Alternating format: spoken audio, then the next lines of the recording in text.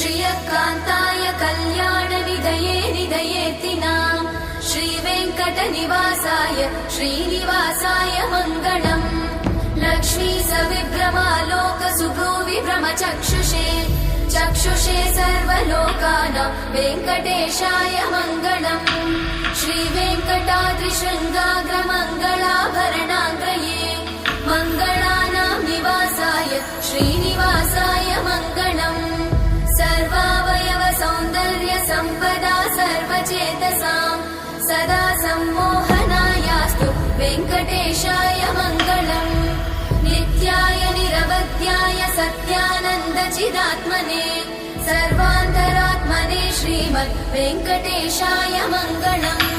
स्वतः सर्वविदे सर्वशक्तये सर्वशेषिने सुलभाय सुशीलाय वेङ्कटेशाय मङ्गलम्।